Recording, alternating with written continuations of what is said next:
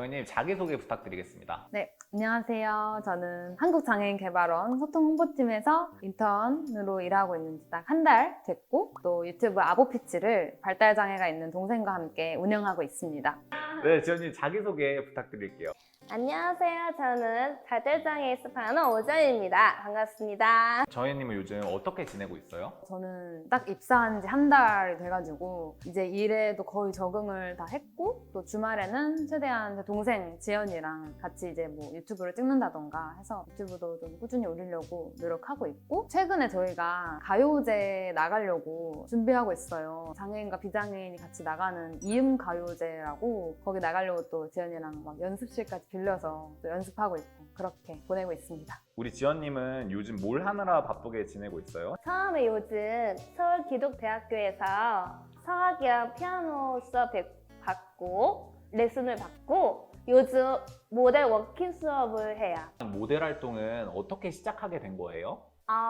처음에 오디션을 받아서 모델 워킹을 하게 되었습니다. 거기에 조금 다양한 장애인들이 너무 많았었어요. 그래서 조금 긴장했어요.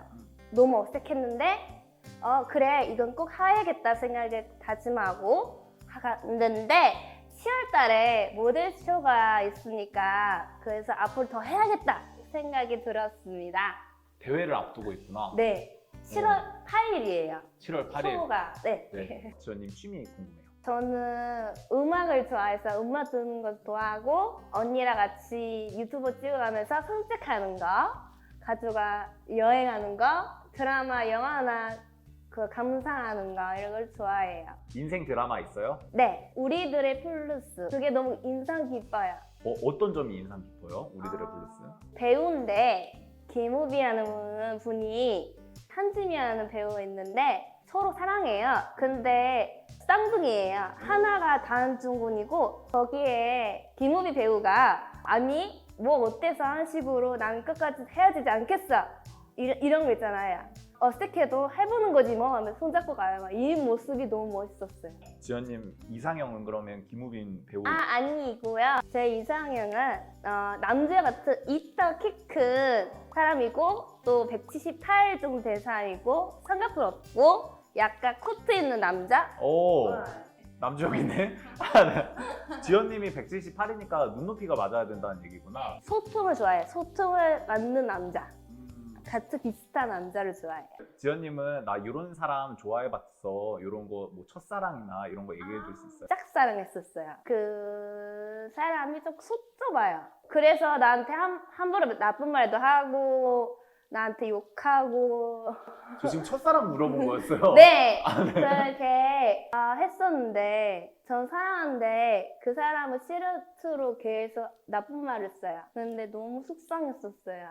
그런데도 좋았어요? 네. 그 친구가? 네, 뭐가 계속 그렇게 평지 좋고 잘생겼거든요. 아, 계속 쳐다보고 하니까 애가 화가 나서 폭발했어요.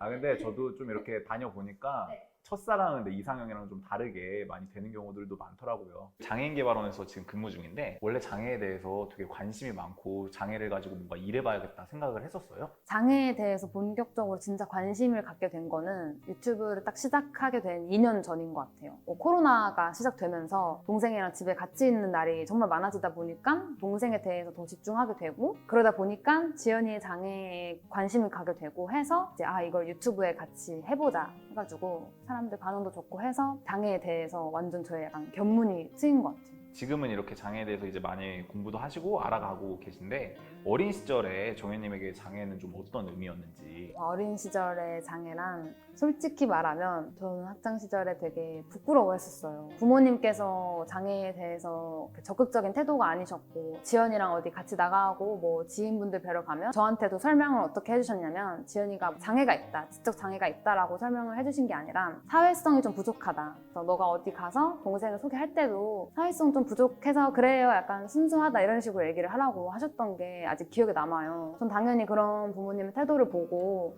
장애는 숨겨야 되고 좀 쉬쉬 해야 되는 거구나 라고 학창시절 내내 생각을 했던 것 같아요. 뭐 예를 들어 제 친구들이 집에 놀러 오면은 지연이 보고 방에 들어가 있으라고 하고, 근데 지연이가 막 나가고 싶어 했어요. 또 워낙 사람 만나는 거 좋아하고 하니까 언니 나 막 나가고 싶어 했는데도 제가 이제 부끄러우니까 마음이, 나오고 싶으면 나와서 그냥 안녕 인사 한마디 하고 들어가라고 막. 정말 잘못했죠. 정말 지금 생각해도 지연이한테 못할 짓 했고, 학창 시절에는 많이 미안한 기억이 많이 남아있는, 장애는 저한테 그런 거. 우리 그랬던 정현님이 어떤 계기로 장애에 대해 마음을 열고 이렇게 공개적으로 활동을 하게 된 건지 궁금해요. 일단 지연이 주변에 발달장애인 친구들이 되게 많은데, 그 친구들이랑 저도 조금씩 어울리게 되면서 지연이 만날 때 저도 같이 만나기도 하고, 또 이런 거랑 동시에 유튜브 활동도 시작을 하게 되다 보니까 장애가 정말 숨길 게 아니고 부모님의 태도가 정말 잘못됐던 거구나 해가지고 이제 제가 제대로 꼬집었죠, 그 부분을. 그래서 부모님한테 가서 장애가 숨긴다고 해서 될 게 아니고 이제는 엄마 아빠도 공개를 해야지 지연이도 좀 더 이 세상에 당당하게 나설 수 있다, 그렇게 이제 설득을 하니까 부모님도 이제 마음을 열게 되고, 그렇게 부모님이 바뀌는 걸 보면서 우리 엄마 아빠도 이렇게 바뀌시는데 그럼 이제 더 넓게 좀 잡아서 세상 사람들에게도 우리가 좀 큰 도움이 될 수 있겠구나라는 생각을 했던 것 같아요. 그러면은 지연님의 요즘 가장 큰 고민이나 관심사는 뭐예요? 항상 그 사람들의 앞에서 아름다운 목소리를 가지고 싶은데 튀는 게 쉽지가 않아서 조금 고민이에요. 그러면 아름다운 목소리를 위해 노력을 또 하고 있어요? 네, 엄청 많이 노력하고 있어요. 어떻게 노력하고 있어요? 그 가끔씩 방문 선생님 오셔서 맞춰서 연습하고 지적 받으면서 이렇게 열심히 하고 있고, 제가 스스로 펴치면서 해요. 오른손으로 이렇게 해서 연습하고 녹음을 듣고 체크하고 쓰고 이렇게 해요. 우리 부모님의 생각이 바뀐 것도 되게 큰 보람이었을 것 같은데, 아보피치 활동하면서 얻었던 기억에 남는 보람이나 이런 순간들이 있을까요? 보람찼던 순간은 정말 많았어요. 제일 큰 보람찬 순간이라면 지연이의 태도가 바뀐 거, 삶에 대한. 원래는 이렇게까지 막 당당하진 않았는데 지금은 어디 가서 말도 너무 잘하고, 유튜브 시작한 뒤로 말을 진짜 잘한다라는 말도 많이 들어요. 그래서 이 지연이의 변화가 또 아주 보람찬 것 같아요. 이게 이렇게 좋은 순간도 많이 있지만 힘든 순간도 있을 것 같아요. 언제 조금 이럴 때 좀 힘들었던 것 같다 생각이 드세요? 아보피치 활동하면서? 요즘에는 거의 없는데 처음에 이제 악플을 좀 받았던 적이 있어요. 한 분이 댓글 달아주셨는데 차단을 하니까 제 블로그를 찾아오신 거예요. 블로그를 찾아오셔서 댓글도 또 막 장애인 비하, 뭐 성희롱, 뭐 인격적인 모독, 정말 심한 말들 많이 하셨고, 그래서 그것도 차단을 하니까 이제 메일로까지. 근데 메일을 차단하니까 또 계정을 만들어서 또 그걸 거의 1년 동안 하셨어요. 그래서 그분이 밤마다 댓글을 다셨는데 밤마다 알림이 뜨는 게 완전 공포인 거예요. 그래서 저 막 과거 보고 병원 가고 더 이상 참을 수 없는 상태가 돼서, 그래서 결국 고소를 하게 돼가지고. 아무튼 근데 그 뒤로는 전혀 딱히 큰 그런 없었어요. 그럼 우리 지연님의 꿈은 뭐예요?